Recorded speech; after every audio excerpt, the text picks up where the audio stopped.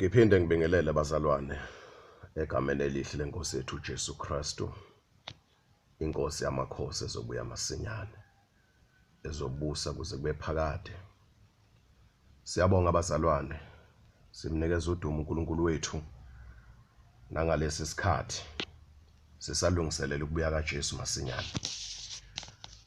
Ngizofisa ukuthi ke kule audio bazalwane ke sibheke indaba ethi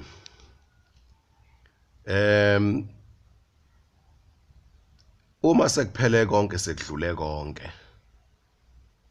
la sizophila khona sihlale khona ingunaphakade kunjani.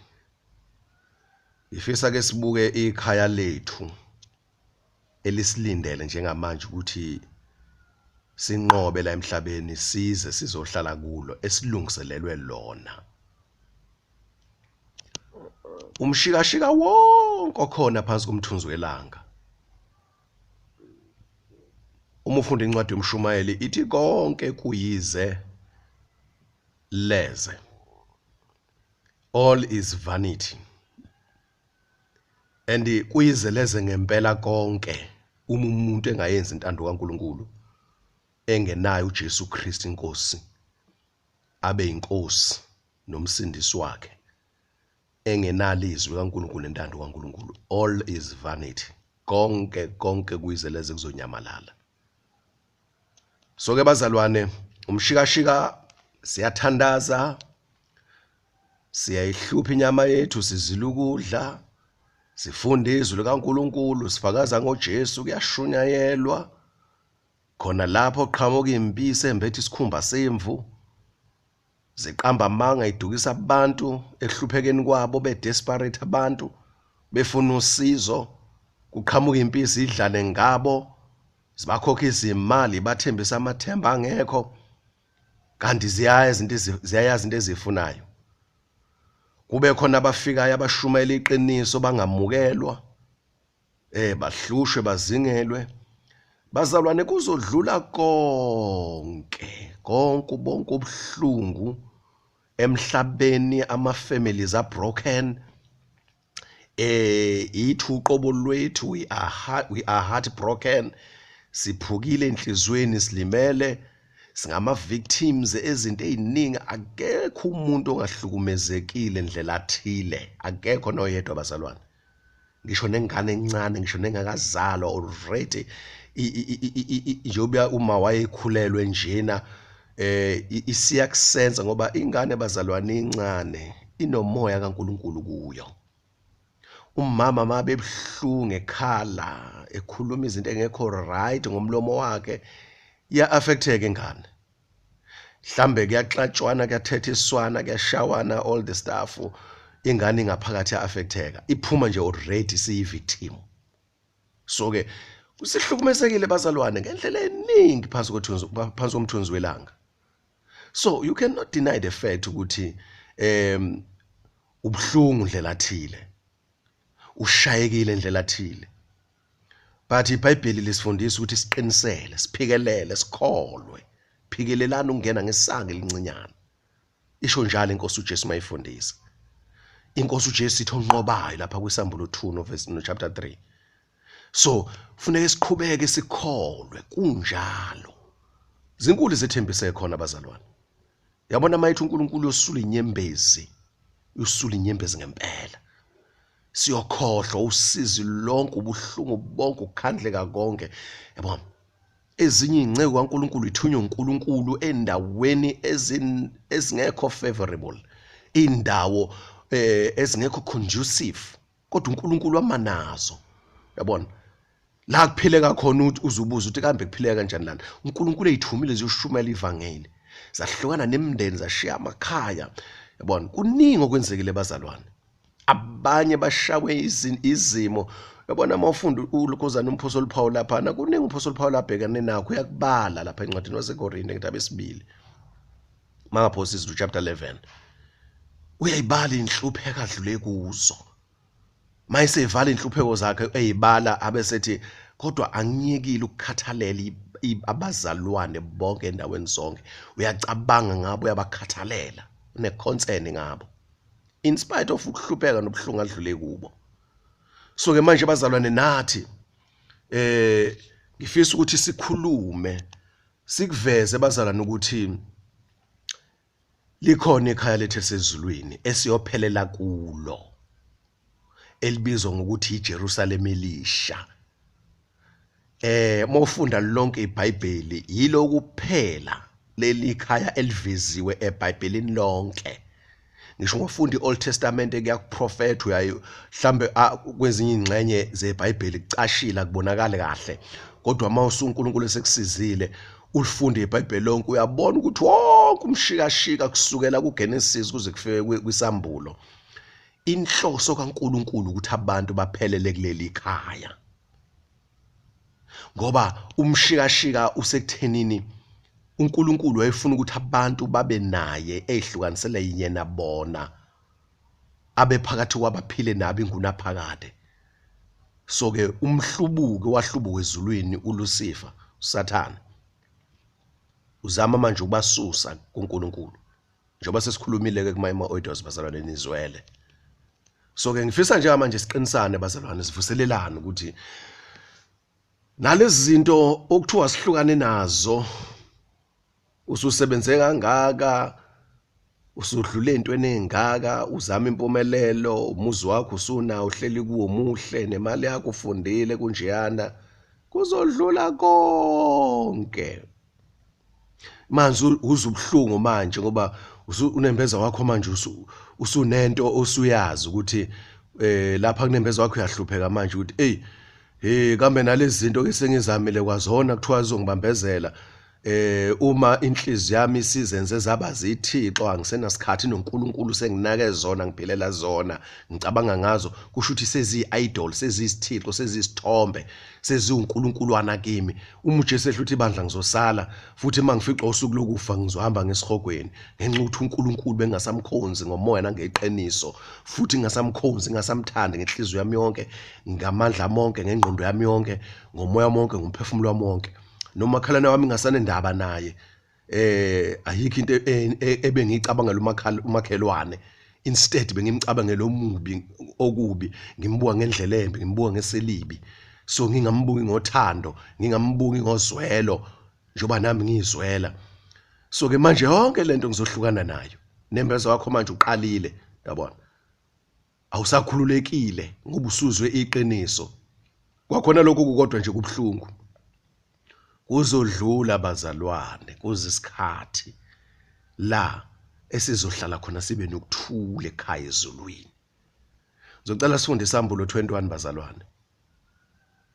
Sizoqala ukufunda kuverse 1 mhlambe ezinye ingxenye ngeke ngikhulume ngeke ngigcizelele kuzo ngoba ngijahe ukuthi sibone iJerusalem elisha umphela ndaba. Ngifuna ukuyigcizelela le ndaba ukuthi ilana abangcwele beyophelela khona sebephelelisiwe sekudlule konke bonke ubuhlungu bonke ububi yabona yonke impilo elusizi namazulu nomhlaba nezinto ebeyisetshenzwe emhlabeni yonke into amademoni usathane ububi ukufa ukukhala konke kobe sekudlulile umphela ndaba la siyophelela khona iseJerusalem elisha.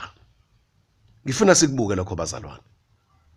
Uma usuzwa le audio lena usuwazulela wamanye akunyakazisayo akuxukuzayo akuxove ingqondo akuxukuza imqondo yabona hlala phansi uthandaza nanti ithemba inhloso injongo ukuba sifike kuleli khaya. Ngijahe khona ke bazalwane sizulibuka sichaze ukuthi kuhle kanjani la siya khona.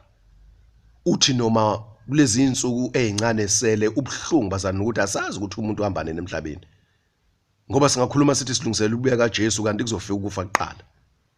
Imihla yakhe sibaliwe. Uthalalise ukuthi uphenduke wenza intando kaNkulunkulu uhambe ngeqiniso lezwi likaNkulunkulu. Uyihlambulule ube ngcwele ukuthalalise lokho uyitshela ukuthi usenesikhathi emhlabeni kanti insuku zakho sephelile. uNkulunkulu wenzela umuzi ukuthi lo myalezo ufinyelele endlebeni zakho uzwe so that uzohlela indaba zakho. So ke bazalwane kuzodlula konke nalokho kusibambezelayo, nalokho kusikhukhumezayo, nalokho kusiqhoshisayo, nalokho esigabisa ngakho, yabona? Konke lokho kusiphakamisayo isiphakeme ngakho, sikhompithe ngakho la emhlabeni, yabona? Kuzodlula. Nalamathemba abantu abathembisa abantu ukuthi bona bayakwazi ukuphilisa umuntu ngoba bakufundele, kuzodlula. Nehlakaniphi zonke zizodlula, nobukhazikhazi bonke buzodlula. Kuzodlula konke nje bazalwane, kuzodlula konke. Ohulumeni bazodlula, ama-department onke azodlula, bonke osopolitiki nje mabekhuluma, ngisho ababulali. Khona abantu ababulala abantu ngesihluku ngoba befuna ingcebo, befuna udumo, nabo bazodlula. Kuzodlula konke. Kodwa izwi likaNkulunkulu nowenza intando kaNkulunkulu uzoma kuze bephakade. Uyobe kuphi? Uyobe kuleli Jerusalem engizokhuluma ngalo-ke. Lilalele kahle, ulifunde kahle, ulibuke kahle. Right ke. Sambulo 21 verse 1, ngase ngibona izulu elisha nomhlaba omusha, ngokuba izulu lokuqala nomhlaba wokuqala kudlulile, nolwandle alusekho. Ngabona umuzi ongcwele, iJerusalema elisha, wehla uvela ezulwini kuNkulunkulu, ulungisiwe njengomlobokazi, ovunuliselwe umyeni wakhe. Ngase ngizwa izwi elikhulu livela esihlalweni sobukhosi lithi, ithabanakele likaNkulunkulu likubantu, uyakuhlala nabo, babe ngabantu bakhe, yena abe nguNkulunkulu wabo. Uyakuzesula zonke izinyembezi emehlweni abo. Ukufa akusayi kuba khona, ukudabuka, ukukhala nobuhlungu akusayi kuba khona, ngokuba okukuqala kudlulile. Ohleli esihlalweni sobukhosi wayesethi, manje ngenza konke kube kusha. Manje ngenza konke kube kusha. Wathi, loba, ngokuba lawa mazwi athembekile futhi aliqiniso.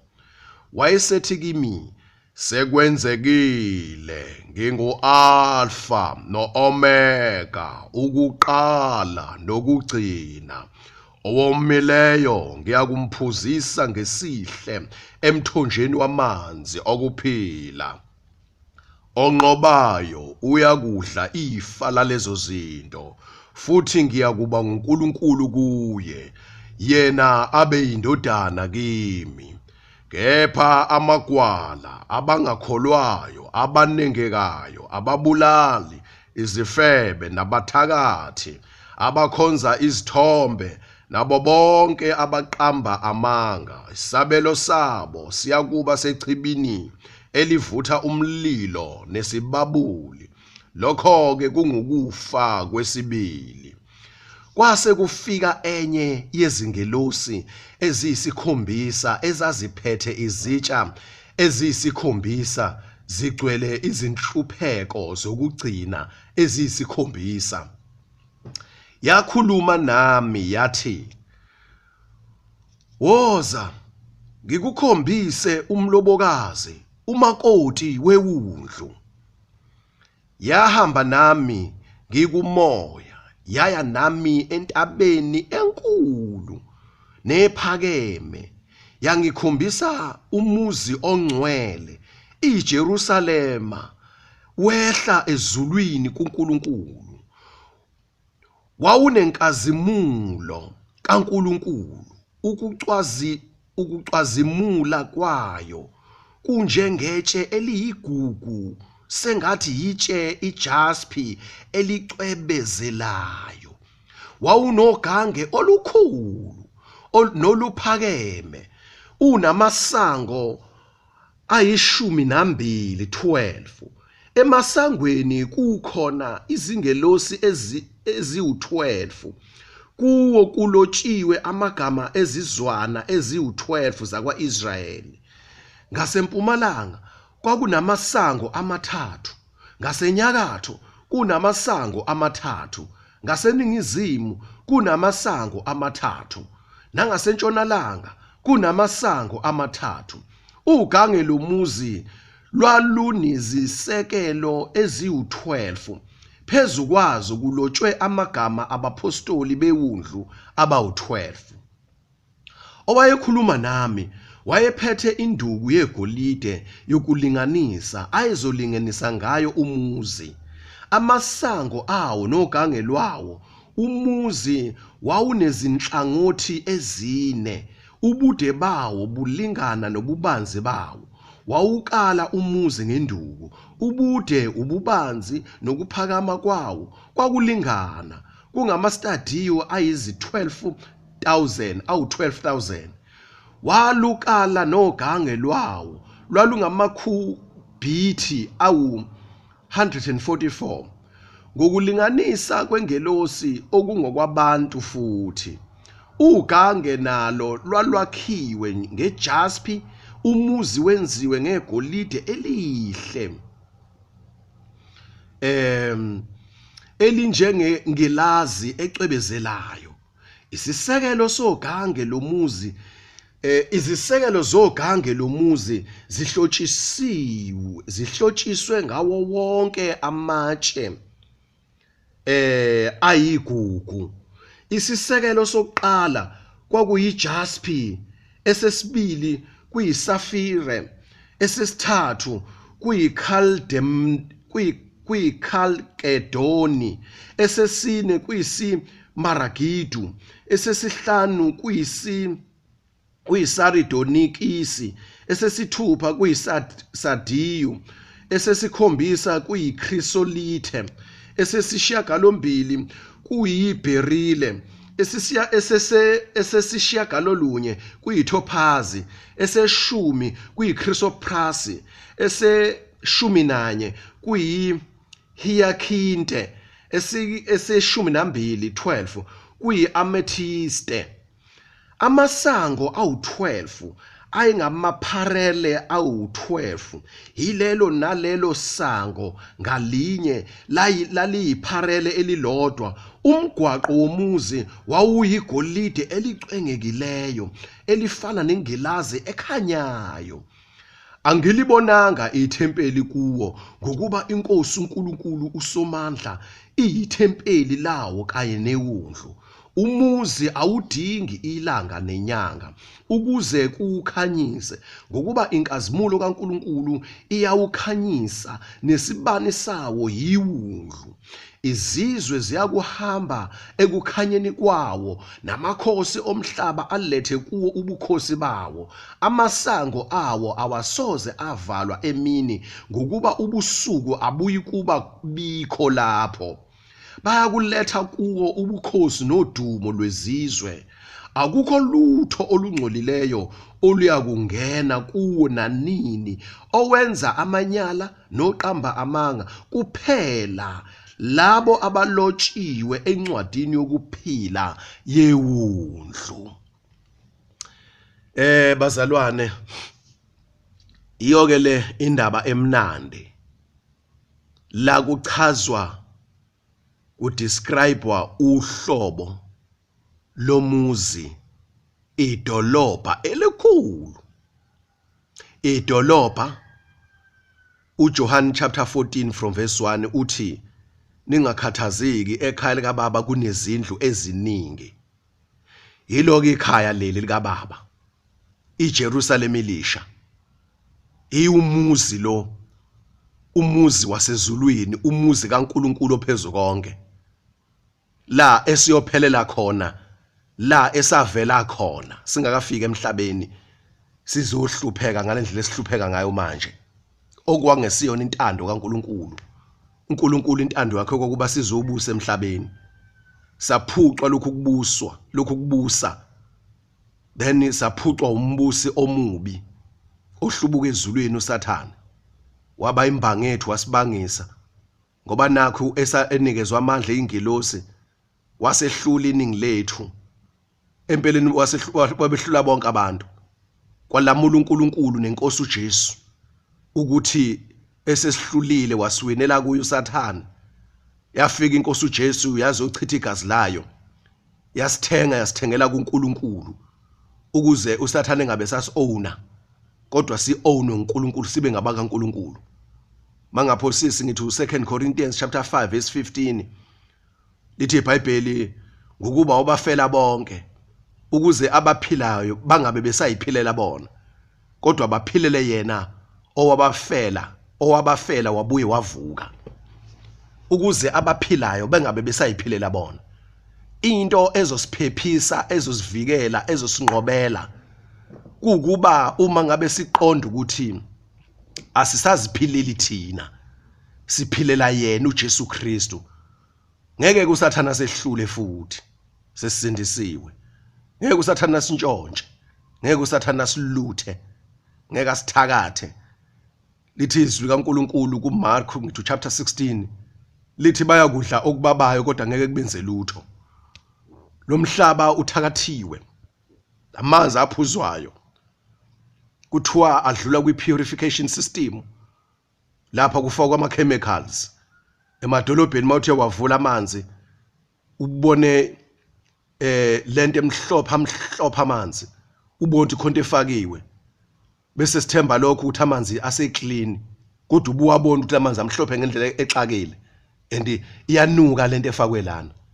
So ingqondo yethu iyathwistwa, iyakhohliswa, iyathakathwa ngolwazi olurong ngamanga ngenkohliso yenziwa ukuthi ikholwa amanga bese siyajabula sithi amanzi aright athakathiwe lamanzi njengoba kuthiwa kufakwa ichemical nje and yanuka iphunga elibi abanye kwezinye indawo bayifaka bestrong uwezwa amanzi enuka upoison bese ingqondo yethu ngoba ithakathiwe yathwistwa yatshelwa information wrong sayikholwa ngoba sithemba abantu bese sijabula sithi hayi siphuza amanzi aclean. Bazalwane ubuthi lobo kodwa siyabonga isethembiso senkosi uJesu kuMarko 16 ukuthi siyodla okubabayo siphuze okubabayo ngeke kusenze lutho size sifeze imishini yethu emhlabeni uNkulunkulu asilethele yona njengoba uNkulunkulu esesisindisile sazalwa kabusha. Kuzodlula konke lokho bazalwane, kuzodlula konke.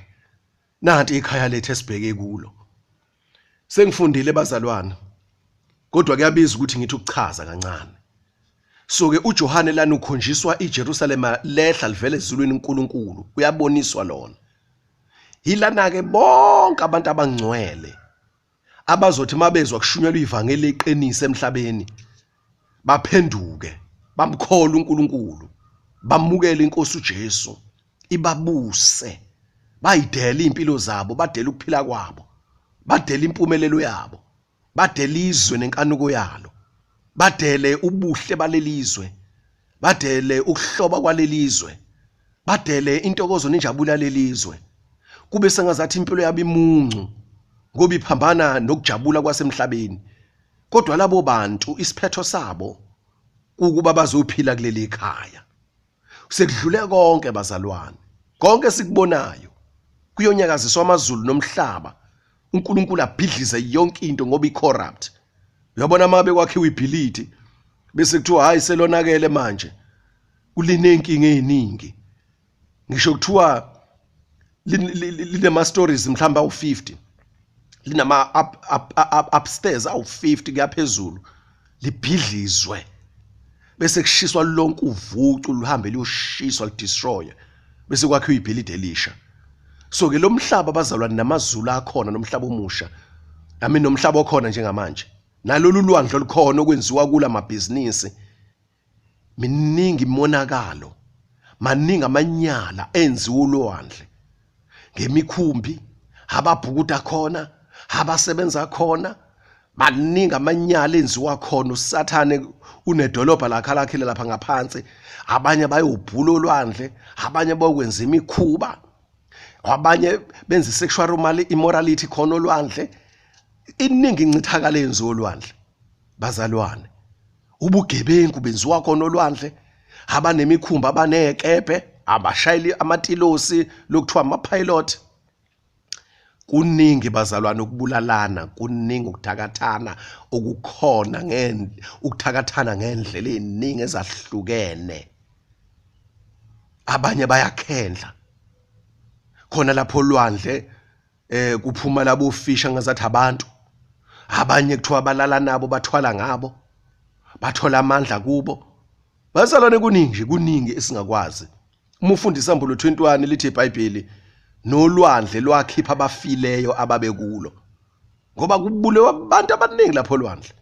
So ke enhluphweni ebhaliwe lapha nesambulweni ngithi chapter 8, chapter 9, chapter 16 kuyavela ukuthi ulwandle uNkulunkulu khona inhlupho azozehlisela kulo ukuze abantu bangabe besenza lemkhuba, bangabe sazuza ngalenzuza abayenza olwandle. Lithi ke iBhayibheli mawufunda la isambulo 21 verse 1 nolwandle luzodlula lolo likhona. Kuzodlula konke nje bazalwane. Sikhalile ngezathu ezahlukene eziningi. uNkulunkulu uzokudlulisa konke lokho. Nanti ikhaya lethu la siyakhona. Ngiyacela bazalwane. Konke osukuzwile manje kulama recordings lawo. Samaqiniso lawo. uNkulunkulu sithandile ngalamaqiniso. Ngoba sisenalo ithuba lokuphenduka. Sisenalo ithuba lokuyicelela uNkulunkulu. Akekho ongonile bazalwane. Ngithi mawufunda u1 John chapter 1 noma chapter 2 ungixolele. uJohane uthi uthi sonke sonile uma sithi asinaqala sinasono simenza uNkulunkulu umqambi manga. Kukhulunywa nabazalwane lapha. Sonile bazalwane. Ndlela thile umuntu nomuntu nesono sakhe asonile sesisindisiwe. Manje sinikezwe ithuba lokuthi sihlambulule singcwelise sidele konke and siphume kulezi zinto ezisonisayo. Suke endaweni owakhe kuyo ekungcolisayo ngoba iworld system insystem yalelizwe iyasingcolisa bazalwane. U1 Corinthians chapter 15 ngithi uverse 31 uverse 33 uverse 32 lapho nje lithi ukujwayelana nababi konakalisa uyiphatho kuhle. Bad company corrupts good character. So iBhayibheli libeka ngokusobala 2 Corinthians chapter 6 verse 14 kuya 18 lithi bantu bami phumani phakathi kwabo ningathinto okungcolileyo. Bazalwane akukho justification akukho excuse. Icommand yeBhayibheli ithi phumani phakathi kwabo. Uthi umpostoli Paul kuTimotheo ubalekela inkanuko zobusha. Kuyabalekwa bazalwane. Ufuna kubaleke nje khona indawo lapho ufuna ukubaleke khona ungathi ngizothandaza uNkulunkulu ngicela uNkulunkulu angigcine mina ngizobiza igama lika Jesu uqhubeke kube sendaweni ekungcolisayo ekudestroyayo ekukholweni ekubulalayo ekukholweni ekubulalayo kumoya empilweni yakho komoya ngoba ungashongo lutho nje just ukuthi uphakathi kuleyo ndawo phakathi kulabo bantu uphakathi kuleso simo leso kuleyo environment. Yabona umoya wakhona ienvironment yakhona impilo yakhona inkulumo yakhona uaction wakhona izenzo zakhona zingamanyala zokungcola zisinengiso uNkulunkulu indawo errong. uNkulunkulu angafuni ukukubona ukuyo ufuna ukuqhela usuke manje kuba nzima ukuthi sisuke kube nzima impela bazalwane njengoba sikhuluma kanjena nje uNkulunkulu uthi asikhulume sesikhuluma ukugcina manje sikhulumela ukuhamba. Sikhulumela ukuhamba manje. Siyawuflathela lo mhlaba, sihamba manje sekhaya. Liphi lona ikhaya? Leli Jerusalem esikhuluma ngalo lana elisha. Ilikhaya lethu leli. Yabona. Khona umhlabelelo omdala bazowukhumbula abanye. Uthi Lord I want to be there. I want to be there. I want to be there. I want to be there. I want to be there forever more. Abahlabelela kahle ke bayohlabelela lo mculo. Nkosi ngifuna ukuba lapho nami. Jerusalem is the city. iJerusalem ayidolobha. Egameni lenkosi yethu Jesu. Endaweni engcwele yona ndawo yethu yaphakade siyochitha ingunaphakade yethu khona Ubazalwane, ngiyanicela ngobubele bukaNkulunkulu. Delani konke kwalelizwe. Zingcweliseni ihlambululeni.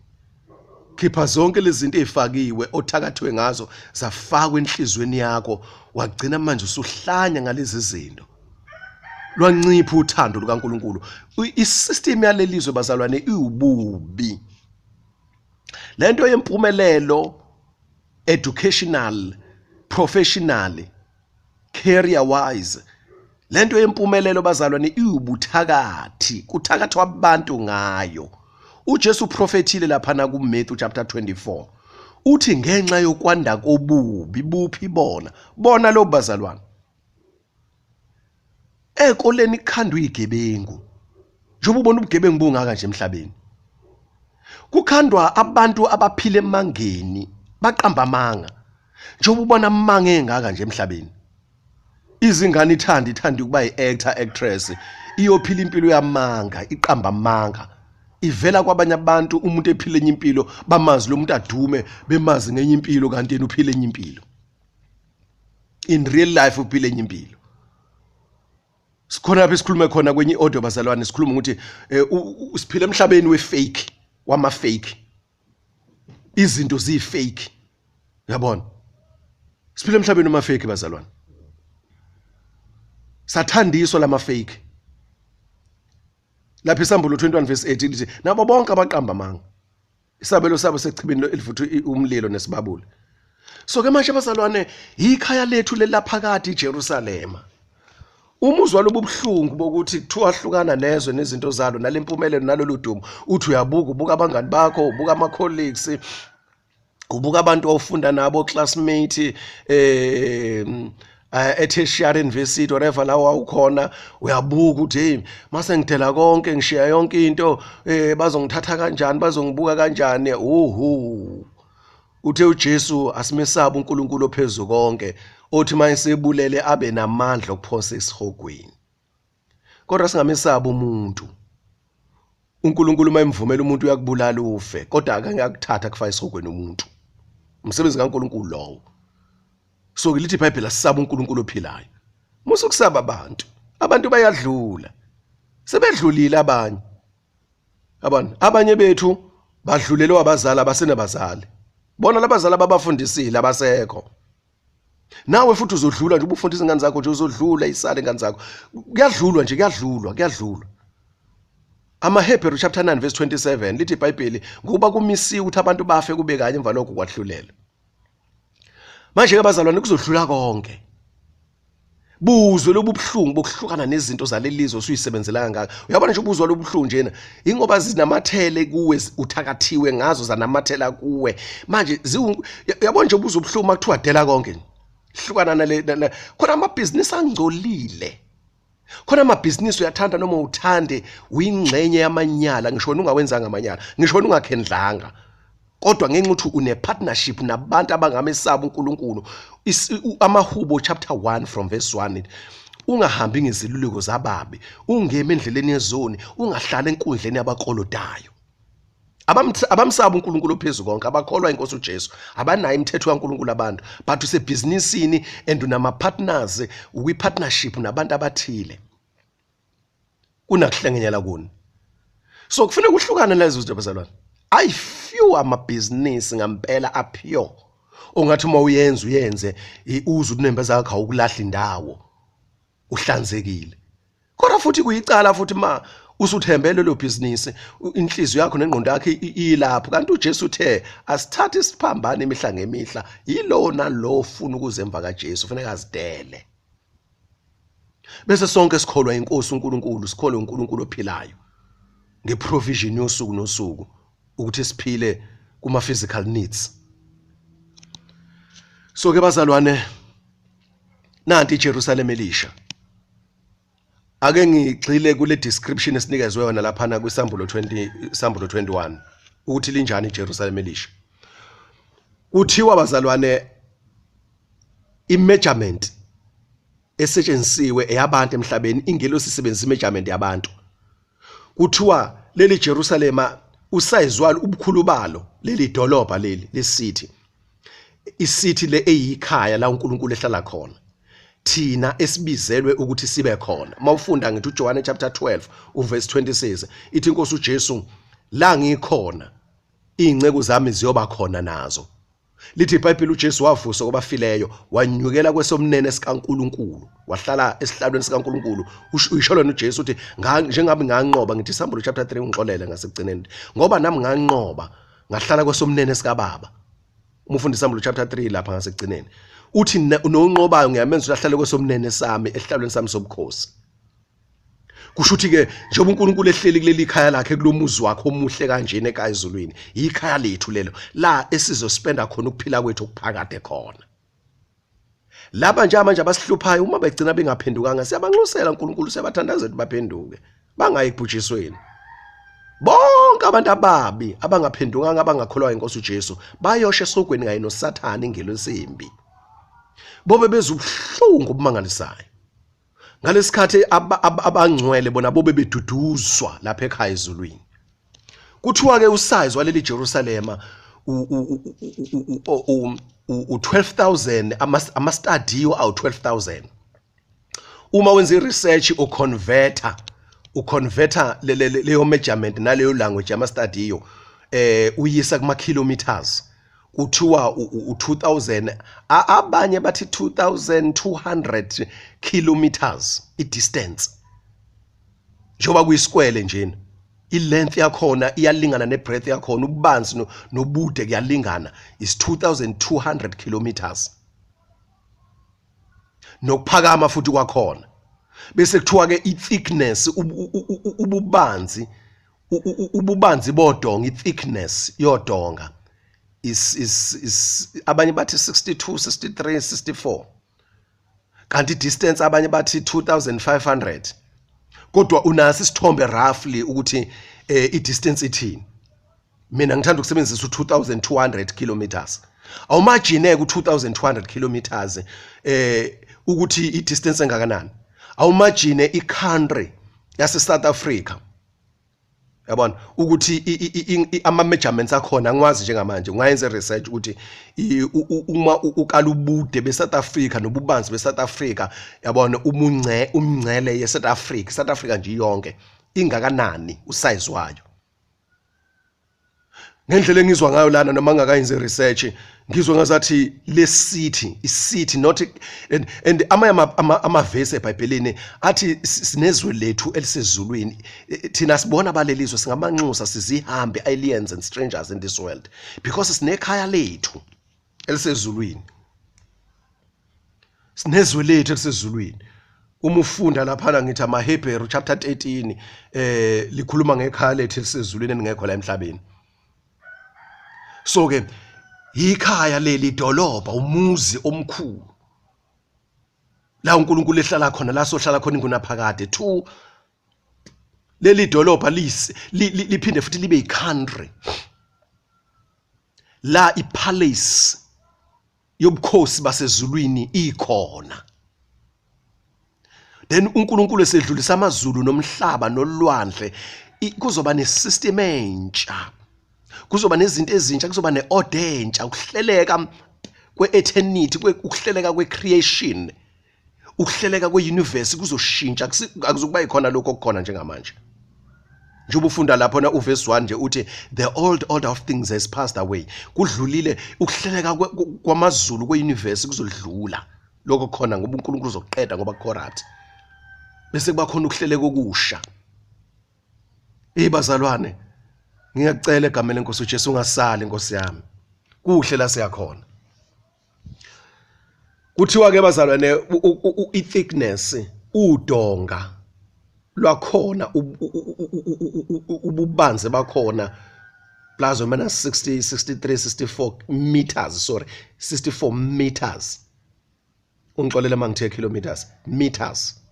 Kanti i-distance ubude nobubanzi kuyalingana isikwele is 2200 kilometers. Then bese kuthiwa ke kuhlotshisiwe south 3 gates, north 3 gates, east 3 gates, west 3 gates.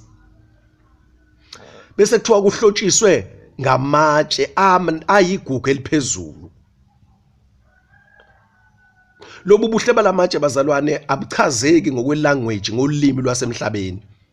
But uJohane wazama ukusinikeza isithombe. Yabona makuthiwa umuntu othanda izinto ezinhle. Njoba lelizwe lisithakathile njena ukuthi sithanda izinto nobukhazikhazi bala emhlabeni, uSathane azama ukulinga uJesu ngabo lobo bukhazikhazi. uJesu wanqoba lapha kuMatthew chapter 4 noma lokuzana uLuka chapter 4. uJesu wasinqobela. Manje uJesu uthi asidele konke lokho okukhona ngoba kuzobhujiswa ngomlilo. Uyazi uJesu ukuthi kunobukhazikhazi obuhle ebusezulwini. La sizophila khona sibuka ubuhle bodonga oluhle, sibuka phansi igolide, umgwaqo wakhona igolide eliyinglazi ecwebezelayo enhle. Uhlobo oluthile lwegolide bazalwane olungekho la emhlabeni. Kulatshwe amagama ezizwe zakwa-Israyeli emasangweni. Then nawo abapostoli abawu-12 la esiphuma khona thina sonke esibizwa kuthiwa singabangcwele. Manje uyabona ukuthi kuhle kanjani bazalwane. Laphana ku chapter 4 isambulo sikhulumile kwenye audio ukuthi isihlalo sasezulwini sobukhosi sikaNkulunkulu sinjani. Sizungezwe ezinye izihlalo zobukhosi. Kunedalwa, idalwa lezi ama-creatures achazi ukuthi kanjani and ahlotshiswe ngamehlo namaphiko and adumisa uNkulunkulu. Ama-elders, 24 elders laphana amalunga awu-24 anemqhele igolide ekhanda. Hey bazalwane, it's about God, it's about gold, it's about precious stones, precious perfect beautiful decoration. Kudecorathiwe lapha bazalwane, kudecorathiwe. I-decoration yakhona, ukuhlobisa kwakhona into ongayazi, into engajwayelekile.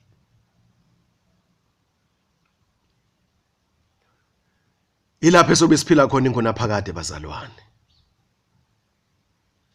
Ngiyacela ukuthi ungasali ohlwithweni. Ya bazalwane, siyabonga kakhulu. Kuthi ukushisa lana ilanga ngelisababikho ngoba ubusuku ngebusababikho. Ukushisa kwelanga ngeke kube khona. Kuthiwa amasanga azohleze evuliwe imini and ukuphila kwakhona kuzobe kuyimina khobusuku. Bazalwane, kuncane sitshelwe ngakho ngaleli ikhaya leli.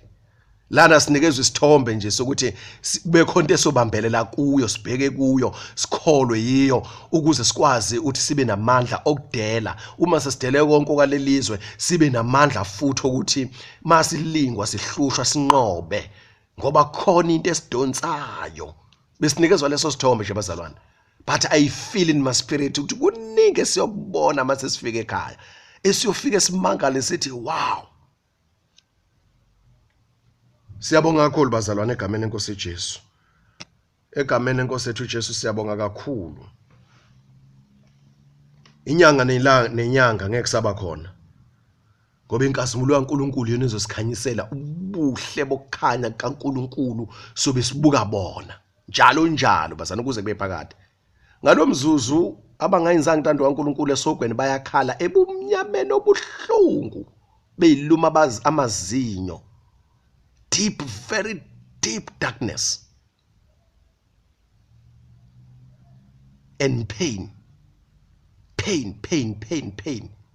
Bayakhala maye. Lapha ezulwini kuyadunyiswa. Lo muzi leli dolobha le country ayidingi bazalwane ini ilanga nenyanga ngoba uNkosi uNkulunkulu newundlu bayasikhanyisela khona. Hayi kumnandi bazalwane. That's why ukuthi uNkulunkulu asikhulume kanje bazalwane. That's why uNkulunkulu asikhulume kanjena. Yeah. Siyambonga uNkulunkulu bazalwane. Iyo le ndaba ke bazalwane bengithi angishare yeJerusalem elisha. Makuthiwa lisha khona elidala leli laziwa njengamanje lapha na kwaIsrael phesheya kwelwandle. Lapha eMiddle East. iJerusalem kuthiwa kuneJerusalem.